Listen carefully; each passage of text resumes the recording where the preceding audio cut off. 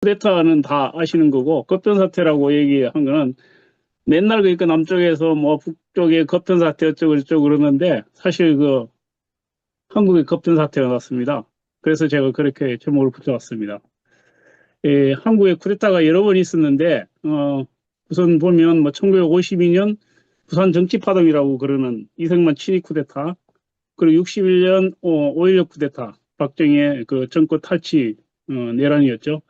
그리고 72년에 11.7 유신 쿠데타, 박정희 친위 쿠데타입니다.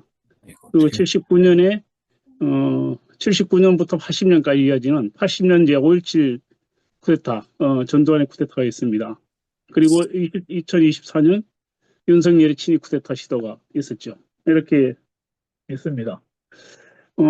그래서 우선 뭐, 그러니까, 여기서는 세 개 정도만 살펴보려고 합니다. 부산 정치 파동하고, 박정희의 그 유신 쿠데타, 박정희 61년 5.16 쿠데타, 그리고 80년 5.17 내란, 이렇게 세 개만 살펴보려고 합니다. 시간이, 얼마 없기 때문에 그냥 간단하게 이렇게, 넘겨가면서 이야기를 하겠습니다.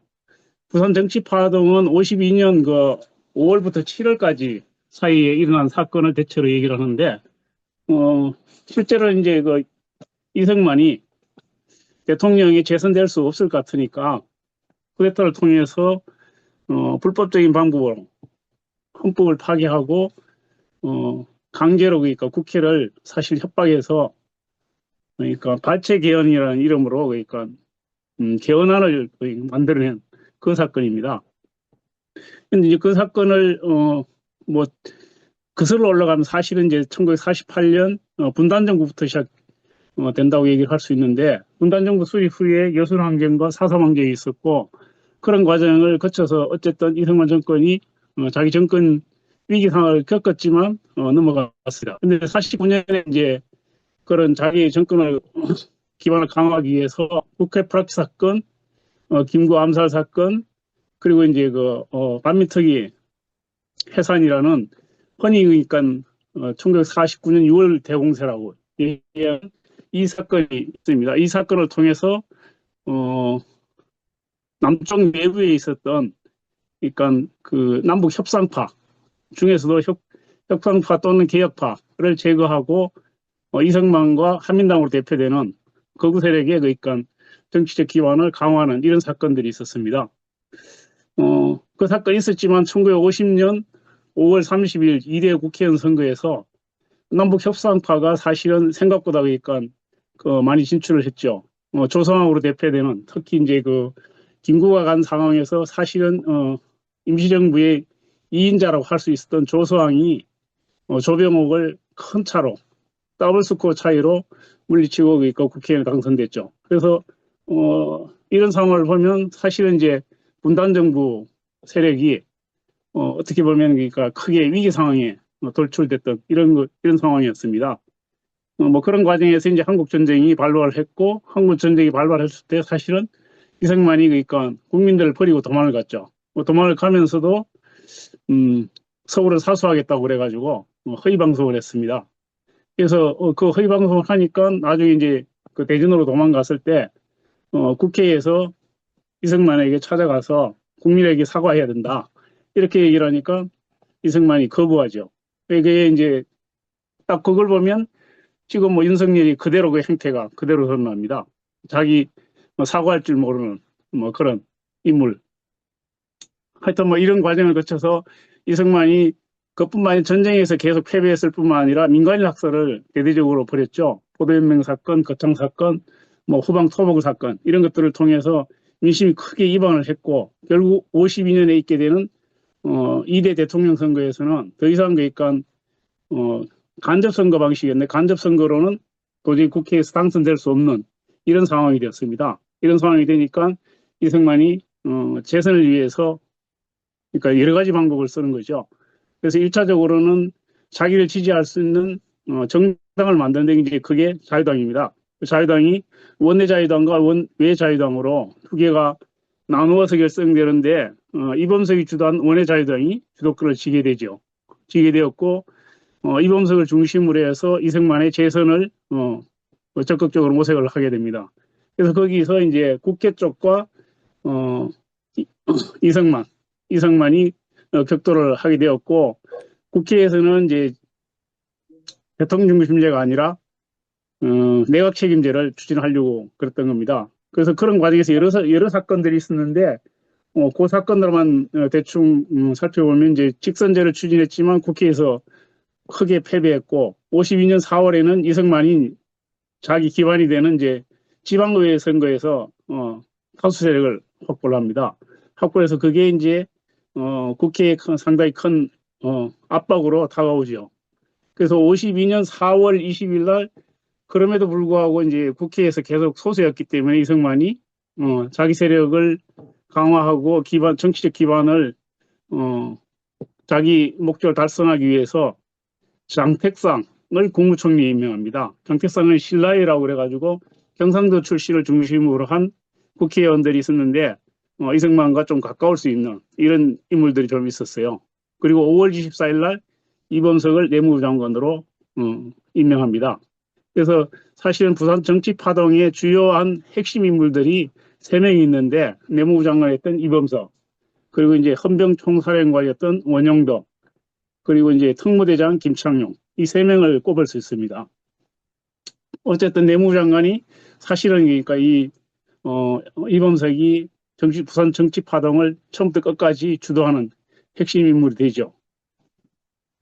그리고 이제 이승만은 뭐 정치 깡패를 동원하고, 그리고 이제 그 당시에 서민호라고 내각제 야당의 맹장이었는데, 이 사람이 지방에 가서 서창선이라는 그 현역 대위를 권총으로 살해하는 그러니까 사건이 발생합니다. 이건 정당방위였는데 어쨌든 이걸 굳이 삼아서 이승만이 굉장히 압박을 가하죠. 그럼에도 자기 뭐 이런 그러니까 정치적 상황이 바뀌지 않을 것 같으니까 그 다음에는 계엄을 선포합니다. 5월 25일 계엄을 선포하는데 계엄에 이제 그 이유로 내세운 것이 김창룡이 조작한 부산 금정산 공비조작 사건이라는 게 있습니다.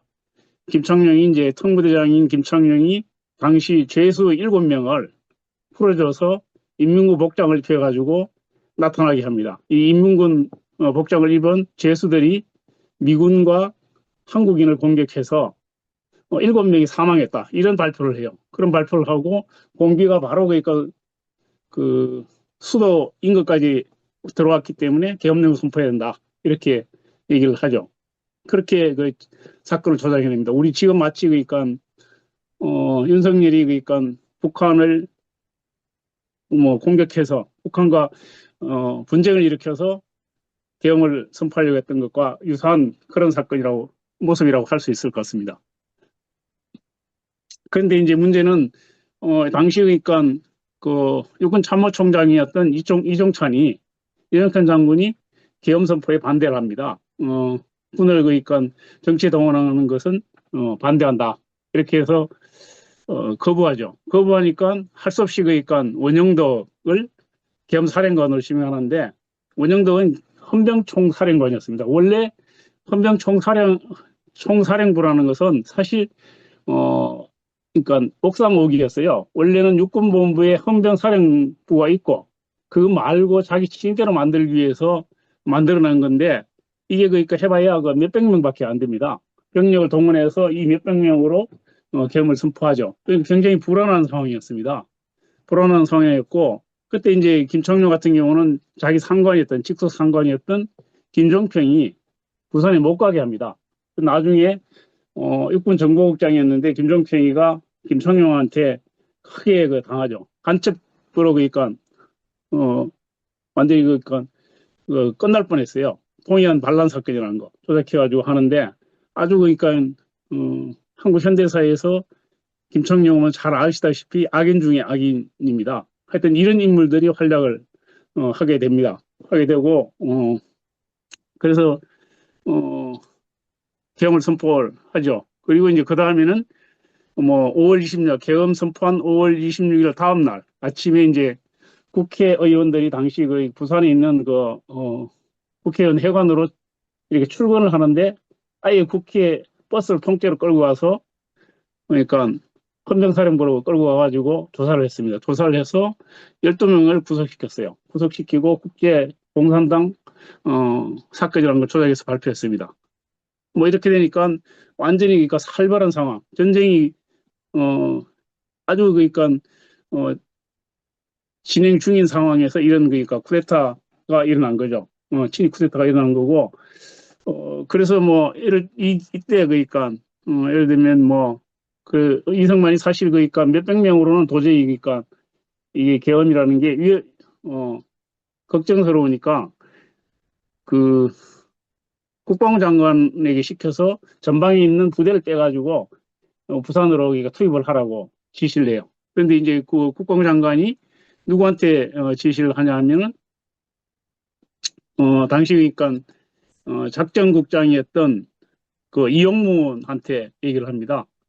이영문은 우리가 잘 아는 이건계, 그러니까 나중에 검사를 했던 그 빠친코 사건으로 감옥을 갔던 이건계의 아버지입니다. 이건계의 아버지고 박정희가 그러니까 어떻게 보면 뭐 유일하게 존경했다고 그러는 그런 인물이에요.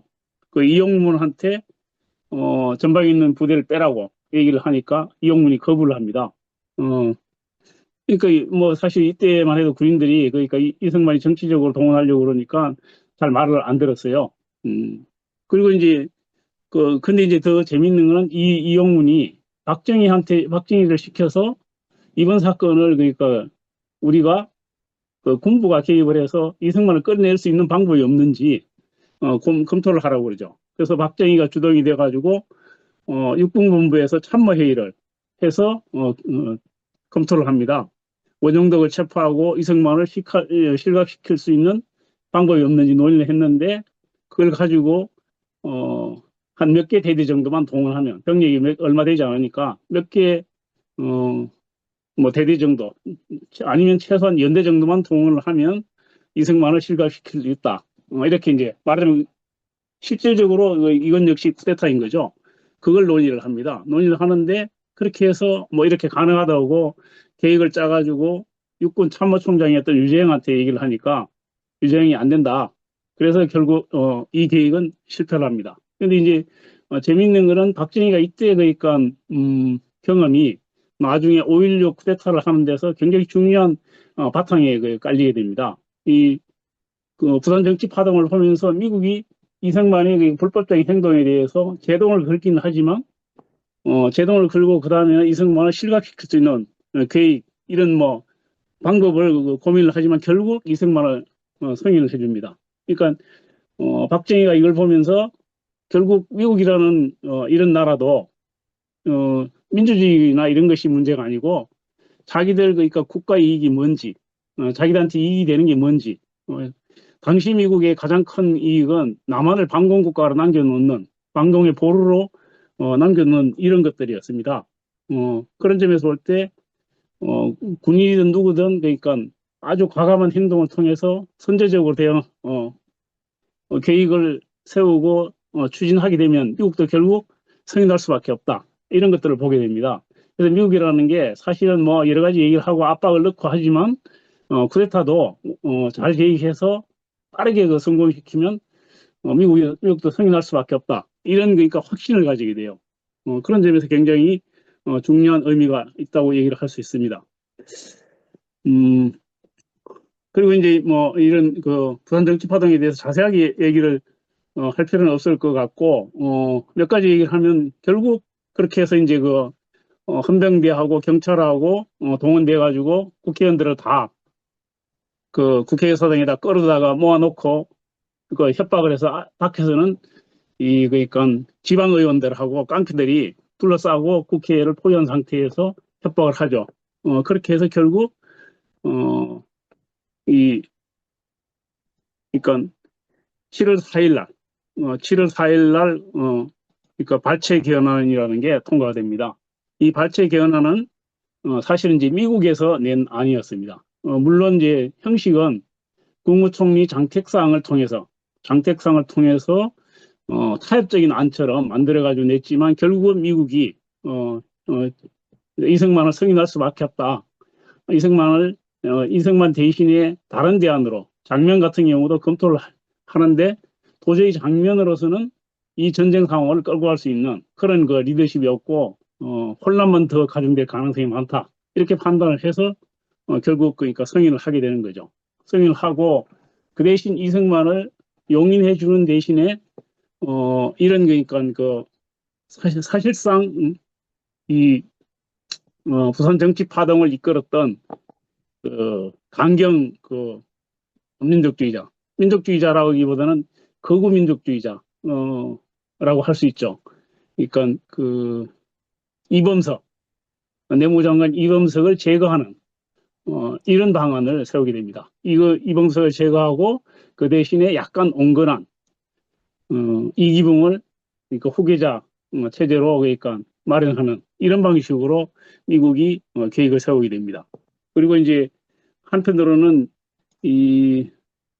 이승만의 대안으로 검토했던 뭐 장면이라든지 야당이 그러니까 그 극우 반공주의자이긴 하지만 어쨌든 야당 세력인 조병호 뭐 이런 인물들을 그러니까 이승만을 견제하는 견제 카드로 남겨두게 됩니다. 뭐 내가 너무 이게 이렇게 하면 길어지겠네. 뭐 이런 사진들을 보면은 이승만이 그러니까 여기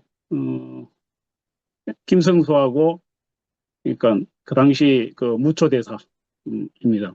그리고 무초대사하고 장면입니다. 그러니까 이승만이 사실 말을 잘 안 들으니까 이승만이 전쟁을 수행하는 데서는 미국의 이익을 확실하게 대변해 주지만 내부의 정치적 안정이나 이런 측면에서는 너무 그러니까 독재적인 방식을 추구하게 되니까 미국으로서 굉장히 불안한 거죠. 그래서 온건한 그러니까 세력을 대체할 수 있는 방법 이런 걸 끊임없이 고민을 하지만 결국은 대체하지 못하는 겁니다. 미국은 계획은 그 뒤에도 이승만 제거 계획으로 에버레드 계획을 계속 가지고 있었지만 끝까지 그러니까 이승만을 사실은 제거하지 못하는 뭐 이렇게 그러니까 하게 되는 거죠. 물론 이제 4월 혁명이라는 그런 과정을 거치면서 군부 쿠데타를 그 용인해 주는 방식으로 이승만을 제거하게 됩니다. 뭐 여기는 이제 이게 헌병대에서 이렇게 버스를 아예 통째로 크레인으로 끌고 갑니다.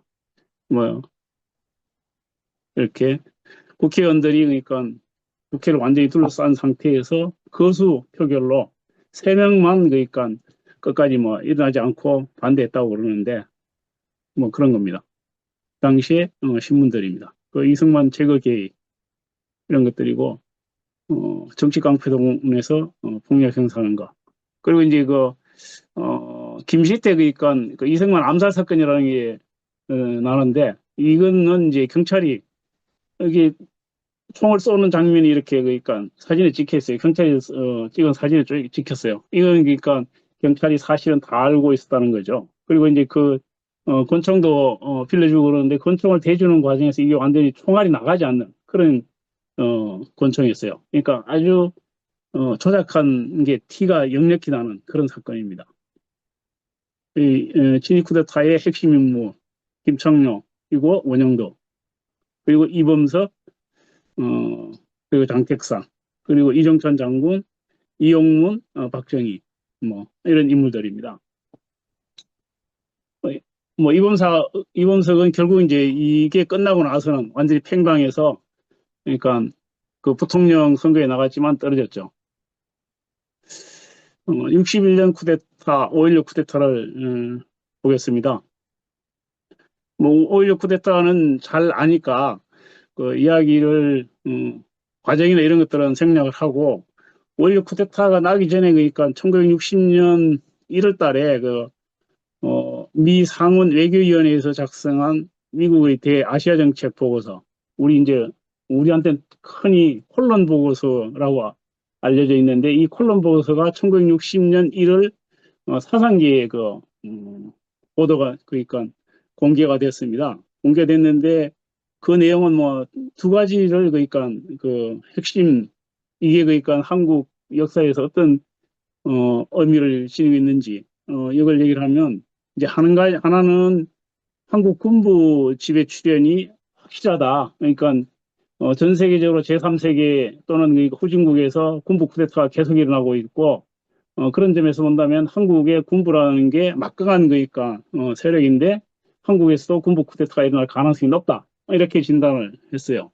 그런데 또 한편으로는 뭐라고 얘기를 하냐면 당분간은 한국에서는 불가능할 것 같다. 군부 쿠데타가. 뭐 이런 식의 얘기를 해요. 이 군부 내에 인물도 없고 뭐 하는 행태들이 별 볼일 없고 뭐 이런 식으로 자존심을 아주 긁어놓는 얘기를 하죠. 그래서 이제 이 글을 읽은 그러니까 군인들이 당시 굉장히 한편으로는 자존심 상하고 한편으로는 우리도 쿠데타를 해야 된다. 이런 자극을 크게 받았다고 얘기를 합니다. 실제로 이제 읽어보면 뭐 그렇게 느낄 만한 내용들이 충분히 있습니다.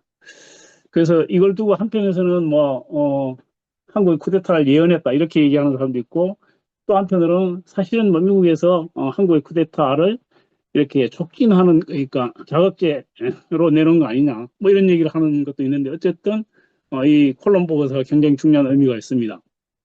이 박정희는 59년 말부터 본격적인 쿠데타 구상을 하게 되죠. 그래서 해병 사령관이었던 김동아, 그 이군 참모장이었던 이주일, 그러니까 박정희하고 전부 그러니까 만주에서 같이 군관학교를 다닌 뭐 선후배, 한해 위 또는 뭐 이런 친구 이런 사람들입니다. 이런 사람들은 이제 쿠데타 계획을 준비하고 그 육사 5기 출신들, 나중에 이제 실병력을 동원하는 해병대하고 공수부대 동원하는 그리고 이제 포병단을 동원하는 5기들을 포섭을 합니다. 그 위 대가리들하고 5기들을 실병력을 동원한 5기를 이제 주로 포섭을 하죠. 그리고 또 한쪽에서는 김정필을 중심으로 해서 육사 8기들이 군부 쿠데타를 준비를 하고 이들은 이제 항명파동 이제 군부에 있었던 상층부에 그러니까 부편 그 지도부를 쫓아내는 방식의 이제 숙청 군부 숙청을 계속 추진을 합니다. 이렇게 이제 두 가지의 흐름이 나중에 이제 군부 상층부를 밀어내려고 했던 김정필이 그러니까 군에서 축출당하면서 사실은 80년 초반부터 본격적으로 두 개의 흐름이 합류해서 5.16 쿠데타로 이어집니다. 그 5.16 쿠데타를 놓고 그러면 미국이 몰랐느냐?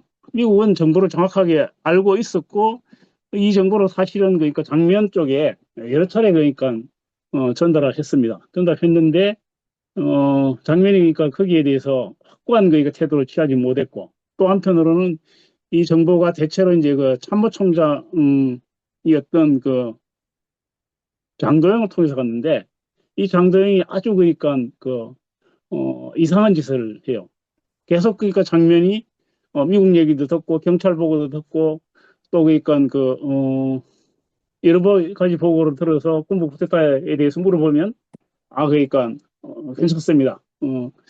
저를 믿으십시오. 이런 식으로 그러니까 계속 무마를 하고 사실은 장도영은 박정희로부터 쿠데타를 하자고 제의까지 받았는데 그 얘기를 안 해요. 안 하고 끝까지 이제 그러니까 애매모호한 태도를 취하고 결국 그러니까 쿠데타가 성공하는데 장도영이 굉장히 중요한 결정적인 역할을 해주죠.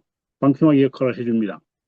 그리고 또 한편으로는 이 장면 정권이 군부를 총과 칼이라는 것이 얼마나 무서운 것인가에 대한 정확한 인지를 하지 못했던 겁니다. 그런 점에서 본다면 국방부 장관을 3명이나 갈아치우는데 사실 군 경험이 한 번도 없는 그런 인물들을 국방부 장관에 앉혀요. 그 이형근이라고 이승만 시대에 그러니까 이승만 3대장 정일건, 이형건 그리고 백선엽 3명이 이제 대장 출신인데 이 3대장 그래서 이승만은 이 3명을 대장을 가지고 견제시키고 군부를 그러니까 요리하고 관리하는데 그중에 한 명이었던 이형건을 국방부 장관에 앉힐 뻔한 그러니까 기회가 있었어요. 사실 이형건이 국방부 장관에 앉았었다면 쉽게 박정희가 쿠데타를 일으키기도 어려웠을 거고 성공하기도 어려웠을 가능성이 있었습니다. 그런데 장면 하여튼 그러니까 장면 정권의 결정적인 문제는 이 군부에 대한 관리 통제 여기에서 실패했다는 겁니다. 뭐 그런 것이었고 그렇게 해서 하여튼 제가 그 과정을 설명하면 너무 시간이 걸리니까 문제는 이제 그 5.16이 딱 나고 나서 미국의 입장인데 처음에는 이제 맥고르드 하고 그린 그 대리대사가 윤보선한테 이제 이게 군부 쿠데타를 무력으로 진압할 수 있다. 진압하자. 이렇게 얘기를 했어요. 그러니까 뭐 그런 사실도 확인되는데 윤보선이 그걸 거부하죠. 군대를 동원하게 되면 이 북한만 이득을 볼 수 있게 한다. 이게 그래서 이제 윤보선이 사실은 쿠데타를 도와줬다. 이런 얘기를 듣게 되는 거죠. 그리고 나서 이제 하루가 그런 과정에서 결국 결정적인 시기가 지나가고 하루가 지난 다음에 미국 입장이 바뀝니다. 미국 입장이 바뀌고 그래서 맥어로드 사령관하고 대리들한테 더 이상 그러니까 한국 문제에 개입하지 마라. 뭐 이렇게 그러니까 지시를 내리는 거죠. 그렇게 내려서 결국은 이런 쿠데타가 성공을 하게 됩니다. 성공을 하게 되고 미국이 사실은 뭐 이렇게 장면정 군에 대해서는 계속 그 전부터 불신을 많이 가지고 있었습니다. 그러니까 그 경찰력도 그러니까 약하고 취약하고 정치도 안정돼 있지 않고 내부 분열도 심하고 특히 이제 그 남북 관계에서 이른바 이제 미국 입장에서 볼 때는 이게 그 이대로 가다가는 북한의 공세, 북한이 굉장히 이제 적극적인 평화 공세, 남북 대화, 뭐 남북 통일, 평화 통일 이런 주장을 펼치는데 그런데 넘어갈 가능성이 많다. 더구나 내부에 있는 그러니까 학생들하고 혁신 세력 이쪽에서 이제 통일 운동을 굉장히 적극적으로 펼쳤는데 이 통일 운동이 결국 남쪽에서 그러니까 남북이 손을 잡는 방식으로 전개될 가능성에 대해서 굉장히 큰 위기의식을 가지고 있었고 그런 점에서 강력하게 장면 정부가 정치적 안정을 통해서 이 통제하기를 바랐는데 그런 것에 대해서 계속 불신을 가졌던 거죠. 그렇다면 좀 안정적인 방식으로 정권이 그러니까 바뀌는 것에 대해서 미국은 사실은 반대할 이유가 없었던 겁니다. 그런 점에서 본다면 군부 쿠데타가 좀 확실한 인물에 의해서 확실한 방식으로 진행이 돼서 장악할 수 있다면 미국이 얼마든지 성의 내릴 수 있는 이런 입장이었던 겁니다. 그런 입장에서 볼 때 박정희는 사실은 그 1952년에 그 경험을 통해서 자기 늘 박정희는 입에 그러니까 목숨 걸고 이런 말을 늘 하고 다녔다고 얘기를 해요. 얘기를 하는데 장면은 그러니까 딱 쿠데타가 나니까 목숨 걸고 그걸 저지하기 위해서 싸운 것이 아니고 도망가 버렸잖아요. 숨어버렸고 윤보선은 장면과의 그 정적 관계였기 때문에 국가를 생각하거나 이런 것이 아니라 자기가 그러니까 보신할 수 있는 이 기회를 통해서 자기한테 정권을 사실상 잡을 수 있는 이런 기회라고 생각을 해서 박정희 이 쿠데타를 어떤 방식으로든 그러니까 사실상은 용인해주는 이런 태도를 취하는 거죠. 그러니까 그 틈바구니를 박정희는 목숨 걸고 밀어붙이고 미국과 그 협상을 해서 결국 승인을 받게 되는 겁니다. 뭐 이런 것들을 볼 때 항상 그렇지만 80년 상황은 좀 다르지만 어쨌든 미국은 가장 중요한 것은 남한의 그러니까 국가이익, 남한에서 미국의 국가이익을 지키는 것. 그 남한의 국가이익이라는 것은 결국 남한의 견고한 반공 정권이 있어야 된다는 겁니다. 민주주의나 이런 것들은 사실은 뭐 허울 좋은 그러니까 명목인 거고 그런 점에서 보면 어떤 정권이 들어서든 그걸 지켜줄 수 있는 정권이라면 언제든지 미국은 인정해 줄 수 있는 이런 것이었죠. 그래서 그5.16 쿠데타도 그런 방식으로 뭐 사실 그러니까 성공하게 됩니다. 그래서 이제 문제는 미국이 사전에 5.16 쿠데타를 얼마나 어떻게 알았는가 이런 문제. 뭐 미국이 정확하게 정보를 가지고 있었던 것은 분명하다. 그렇게 얘기를 할 수 있을 거고. 근데 문제는 그러면 미국이 사실 배후 역할을 한 건가? 이런 것에 대해서는 뭐 논란이 많이 되고 있습니다. 이것과 관련해서 이제 그 미국 정보국장이었던 그 들레스가 그러니까 1964년 5월 달에 미국 BBC와의 그러니까 그 인터뷰에서 뭐 이런 얘기를 했죠. 내가 재직 중에 CIA의 해외 활동 중 가장 성공한 것이 5.16 쿠데타다. 미국의 일부 지도자가 지지하는 장면 내각은 부패해서 이승만 정권을 타도한 민중의 기대에 부응하지 못했다. 참 위험한 순간이었다. 미국이 아무것도 안 했다면 민중은 공산주의의 선전에 말려들어 남북 통일을 요구하는 폭도를 지원했을지도 모른다.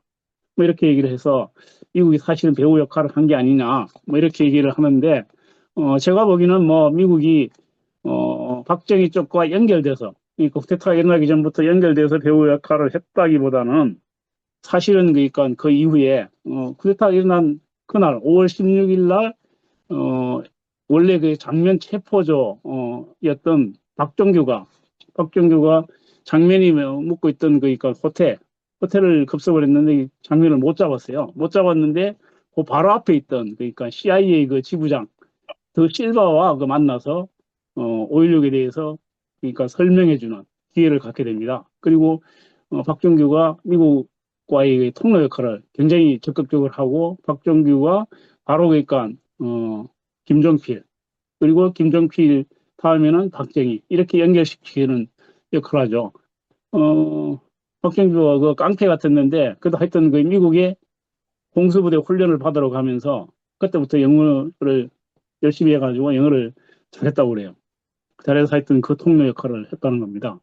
그러니까 미국이 결국 처음부터 그러니까 뒤에서 뭐 배후에서 외국 협의하고 지원해주고 이런 방식은 아니었지만 승인해주는 이런 과정을 거치게 됩니다.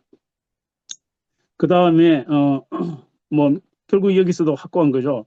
그러니까 그런데 이제 박정희 미국의 입장은 오히려 쿠데타를 승인해 준 다음에 문제는 박정희를 어떻게 길들일 것인가 이런 문제하고 또 하나는 박정희하고 김종필을 어떻게 찢어 놓을 건가 이게 60년대 박정희 정권 초기에 그러니까 미국의 굉장히 중요한 거니까 뭐 뭐라 그럴까요? 그러니까 대응 방식이었어요.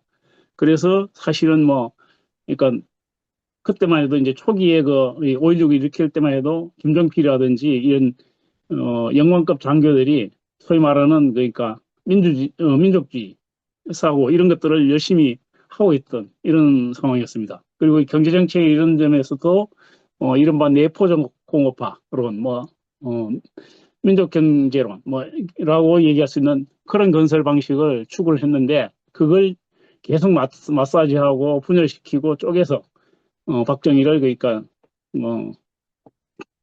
친미 쪽으로 유도해가는 이런 과정을 거치게 되는 거죠.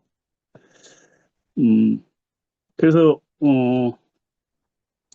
이 뭐 미국 역시 그러니까 5.16에 대한 미국의 입장은 확고한 반공 국가.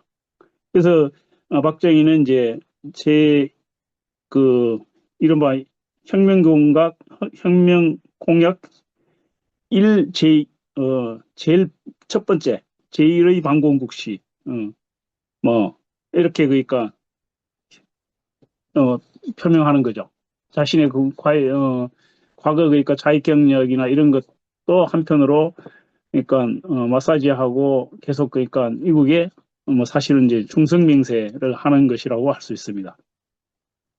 그리고 그 이후에 미국의 요구에 따라서 일본과 그러니까 그 국교 정상화를 하고 이른바 그러니까 한미동맹 그리고 이제 일본과의 그 결착 이런 것들을 그러니까 미국 요구대로 하게 되는 거죠.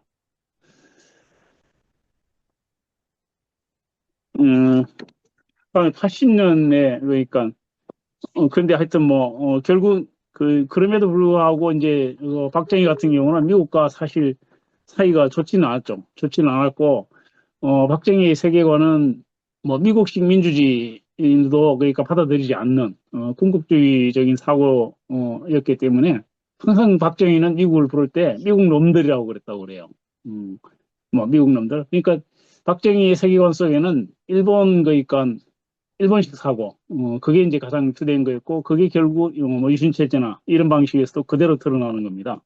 그러다 보니까 이제 미국과 마지막에는 충돌하게 되었고, 특히 이제 유신체제 이후 지나친 그러니까 독재로 인해서 이른바 그러니까 카트의 인권 외교 이런 것과도 부닥쳤고, 코리아 게이트 뭐 이런 방식의 도로 부닥쳤고, 또 한편으로 이제 핵개발 뭐 이런 것들로 그러니까 미국과 충돌하면서 결국 11.6이라는 이런 과정에서 사망을 하게 됩니다. 80년 12.12 반란하고 5.17 내란 이거는 한번 보겠습니다. 뭐 우리가 잘 아는 내용들 이거 가까운 정리 대부분 사람들이 겪었던 거니까 뭐 제 과정이나 이런 건 생략을 하겠습니다. 대부분에서 그러니까 96년이죠. 96년 대법원에서 12.12는 군사반란, 하극상에 의한 군사반란이다. 그리고 5.17은 내란이다. 이렇게 그러니까 법적으로 판단을 내렸습니다. 내렸고 그래서 사실 뭐 12.12 군사반란을 통해서 전두환이 이제 군권을 완전히 장악하고 그 다음에 보안사를 바탕으로 해서 장악하고 있던 그 정보력을 다시 이제 그 중앙정보부까지 장악을 하면서 완전히 이제 정보 권력을 장악을 하고 그 다음에 그걸 바탕으로 해서 5.17 쿠데타를 일으키게 되는 겁니다. 이 12.12와 관련해서 우리가 이제 좀 알아야 될 거는 뭐 잘 알고 있지만 우리가 이제 하나회와 전두환이 가지고 있었던 가장 중요한 기반은 하나회와 보안사였는데 보안사가 굉장히 중요한 게 79년에 원래 보안사는 그전에는 박정희가 그러니까 그 충장을 그 사령관으로 임명을 했어요. 근데 이게 너무 보안사 권력이 비대해진다고 계속 그러니까 소장급으로 낮춰야 된다고 그래서 소장급으로 바꾸면서 전두환이 79년에 그 소장인데 보안사령관에 임명됩니다. 보안사령관에 임명되고 또 하나는 이제 전두환이 보안사에 가면서 보안사를 아주 그러니까 이게 그러니까 살을 많이 빼요. 살도 많이 빼고 이른바 그 보안사 개혁을 하게 되고 또 한편으로는 그 이 보안사는 승진이 잘 안 되기 때문에 이 이른바 육사 출신의 엘리트 군인들이 잘 안 가려고 그랬던 그런 곳이었어요. 그런데 이제 허삼수라든지 허화평이라든지 육군대학 1등, 3등 뭐 이렇게 그러니까 졸업한 이런 인물들을 그러니까 대거 데려다가 보안사를 아주 굉장히 그러니까 이 뭐랄까 탄탄한 조직으로 개편을 하게 됩니다. 개편을 하게 되고 전두환이 그러니까 이렇게 하는 거는 하나회를 통해서 그동안 가지고 있었던 군부 인맥도 있지만 또 한편으로는 굉장히 촉수가 있었던 것 같아요. 그러니까 79년이 뭔지 모르지만 하여튼 무언가 큰 일이 날 것이다. 이런 느낌들이 있었다고 그래요. 그래서 거기에 맞춰서 보안사를 강화하고 또 한편으로 이제 이 주변을 정비하면서 굉장히 긴장을 하면서 79년을 맞았고 결국 그 12.6이라는 사건이 나면서 결정적으로 이제 권력의 공백 상태에 오니까 하나회와 보안사를 핵심 조직으로 해서 12.12를 통해서 군권을 장악하고 그걸 바탕으로 해서 그러니까 5.17 내란 쿠데타를 성공시키는 거죠. 성공시키는 선생님, 거고 이 화면 좀 넘겨주세요. 그래요. 내가 이게 혼자 어, 예, 지금 제가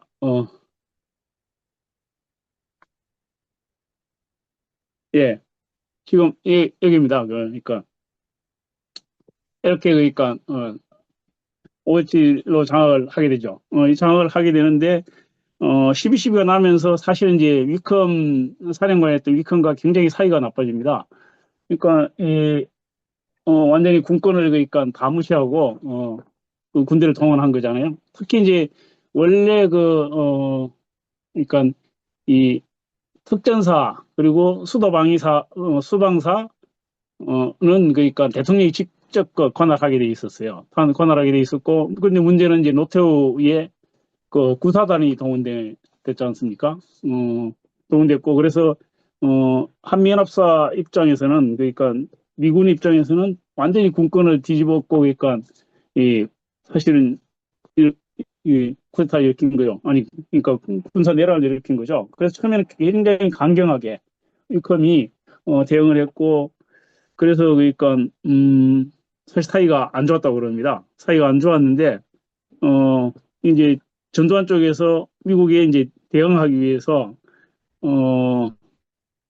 이 그 이형건 이형근이 원래 이제 그러니까 이게 굉장히 아까 얘기했던 것처럼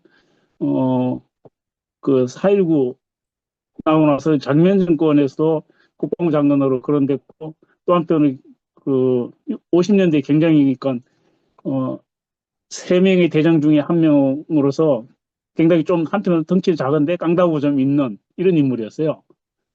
그리고 뭐 여러 가지 평을 받고 있지만 군인으로서 능력이 있다고 평가를 받은 인물이거든요. 근데 이 인물이 이게 12.12 나고 나서는 전두환 쪽에 붙어서 미국과 그러니까 통로 역할을 해줍니다.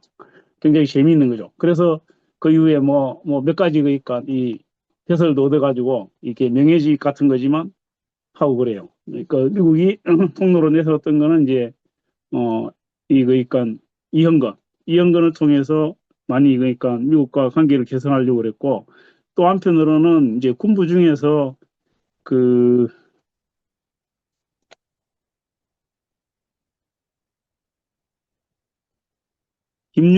김윤호를 6인위원회를 만들어 가지고 군부를 이제 정리를 하게 되는데 김윤호 같은 경우 그 이제 그 친미파인 겁니다. 원래 하나의 출신도 아니고 사실은 김윤호를 그러니까 끌어들여 가지고 6인위원회라는 걸 만들어 가지고 미국과의 통로, 미국과 관계를 개선하는 통로 역할을 시킵니다. 뭐 그렇게 해서 이제 12.12는 사실 이제 상황이 이렇게 가는 걸 보면서 미국 입장에서 보면 위컴의 이제 회고록이라든지 그 당시에 이제 그 위컴의 회고록이나 그러니까 그 당시 글라스틴 그 대사했던 글라스틴 회고록 이런 걸 읽어보게 되면 뭐 계속 그런 식으로 얘기를 해요. 자기들로서도 사실은 뭐 그러니까 이렇게 여러 가지 방식으로 이제 민주적인 방법으로 절차를 밟아서 해라 뭐 이렇게 얘기를 했다고 그러는데 어떻게 제어할 수 있는 이런 데는 한계가 있다. 결과적으로는 뭐 우리로서도 한계가 있다. 이런 식으로 이제 발뺌을 하는 거죠. 어,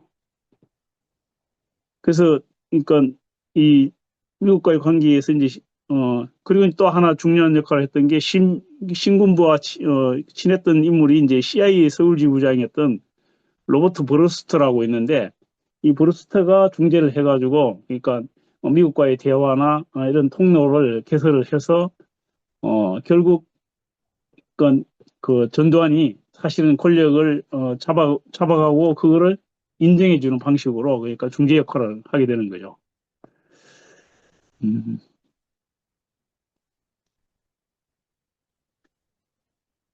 뭐, 결국 보면, 그래서, 전두환 역시도 이제, 전두환은 사실 이제, 5.16을 굉장히, 그러니까, 5.16이 났을 때 직접 그 자리에서 봤고, 그러니까 전두환이 사실은, 어, 대입 때부터 어떻게 보면 정치 군인으로서 박정희 옆에서, 그러니까 전두환은 굉장히 그 여러 가지 역할들을 하는데, 뭐, 청와대에도 있었고, 그리고 이제 그 중앙정보부 과장으로도 있었고, 뭐, 노태우도 마찬가지입니다. 보안사 그러니까 중량 과장도 했고, 뭐, 예, 이렇게 하면서 청와대와 그 주변에 계속 있으면서 박정희가 어떻게 정치를 하는지, 그리고 어떻게 쿠데타를 일으켜서 성공했는지, 이런 것들을 옆에 직접 본 그 인물들이었고, 그런 과정을 겪었기 때문에, 어, 12.12라든지 이런 걸 통해서 역시 똑같은 방식으로 박정희가 생각했던 것처럼 우리가 쿠데타를 성공적으로만 그러니까 이렇게 해서 성공만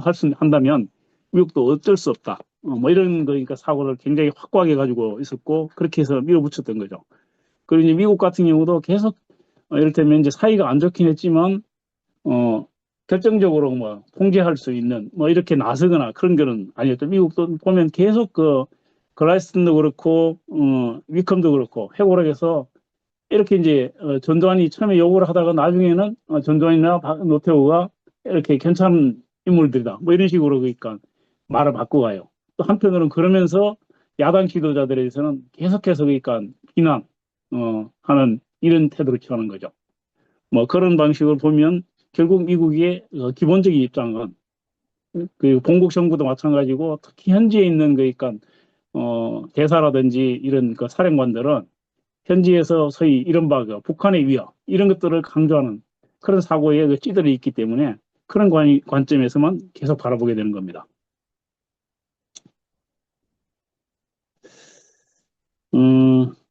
뭐 요걸 그냥 간단하게 정리를 해보면 그래서 12.12 하고 5.17 쿠데타 같은 경우는 처음에는 미국이 이제 굉장히 그 12.12 군사 반란에 대해서 강한 유감을 표기했지만 점차 그러니까 신군부와 이렇게 접근해 가는 방식으로 그러니까 인정하게 되었고 한국의 민주발전이나 이런 것들에 대해서 확고한 의사를 가지고 있거나 지원할 생각이 있었던 게 아니고 미국의 가장 기본적인 관심은 미국의 국가이익. 그 국가이익은 결국 반공의 보루로서의 남한의 확고한 유지, 북한과의 그러니까 이런 대립을 확고하게 지킬 수 있는 그런 정권의 필요성, 뭐 이런 것들이 가장 일차적인 관심과 그러니까 요구였던 거죠. 뭐, 뭐 그런 관점에서 계속 그 대응을 했습니다. 그 5.17 이후에 5.18 광주항쟁에 대한 미국의 태도들도 똑같은 방식으로 얘기를 할 수가 있겠습니다. 제가 그래도 이야기를 좀 많이 했네요. 시간이 한 30분 넘게 걸린 거죠. 뭐 결론적으로 정리를 해보면 뭐 그렇습니다. 사진은 우리가 이제 그 12.12와 관련된 사진이고 서울의 봄이 굉장히 최근에 그러니까 영화화되면서 젊은 세대들한테도 이번 그러니까 윤석열 쿠데타에 대응하는 과정에서 도움이 많이 된 것 같다는 느낌을 갖게 됩니다. 이런 이제 5.17 비상계엄 조치 관련한 내용, 광주항쟁 그리고 국보위 특히 이제 이거 있고 12.12나 5.17과 관련 5.16 때도 마찬가지인데 5.16 때는 윤보선이나 장면이 했던 태도 그리고 5.17 내란 때는 최규하가 그러니까 그런 역할을 하는데 사실은 최규하가 이게 엉뚱한 생각을 했었던 것 같아요. 그러니까 12.6이 나고 나서 이 헌법을 개정하지 않고 자기가 대통령을 한번 해보겠다 이런 생각을 가지고 있었던 것 같아요. 그래서 계속 정치 일정을 미루고 헌법 개정이나 이런 것들을 미루면서 사실은 전두환의 쿠데타를 도와주는 역할을 결과적으로는 그런 역할을 했죠. 그리고 마지막에도 그런 역할을 했습니다. 근데 거기에 비해서 신인학 같은 경우 우리가 이제 당시에는 신인학이 나쁜 놈이라고 생각을 하고 표적을 삼았는데 사실 우리가 연구를 해보니까 신인학은 아주 5.17 확대 계엄에 확고하게 반대를 했고 빨리 그러니까 체계화 보고 정권 그러니까 이양해서 넘겨서 민주정부가 들어서게 해야 된다 이런 입장이었어요. 그런 점에서 우리가 역사를 정확하게 다시 돌아볼 부분들이 있을 것 같습니다. 뭐 제 몇 가지 그냥 이거는 마지막 읽고 끝내겠습니다. 한국의 쿠데타와 미국 뭐 이런 건데 미국은 철저히 자신의 국가이익에 따라 행동한다. 미국의 가장 중요한 관심은 반공국가 남한, 반공의 포로 남한, 북한과 중국을 포위하고 견제하는 남한을 지키는 것 이런 거를. 그리고 이제 쿠데타가 발생하면 민주주의가 아니라 미국 국익을 우선으로 한다. 박정희나 전두환은 미국의 행태를 잘 알고 행동해서 성공했다. 뭐 성공한 것이라고 얘기를 할 수는 없지만 어쨌든 쿠데타를 성공시켰다. 미국은 성공한 쿠데타는 승인한다. 미국의 대한 정책은 한국민의 요구나 이해와 충돌하는 경우가 대부분이다. 특히 그 격변기에는 지금도 그러니까 미국이 계속해서 여러 가지 방식으로 개입하고 간섭하고 뭔가 그러니까 새로운 그 변화 이런 발전에 그러니까 제동을 걸려고 하는 모습들이 계속 보이죠. 그래서 역사 발전에서 가장 중요한 것은 깨어있는 시민의 힘, 민중의 힘이다. 이렇게 얘기할 수 있겠습니다.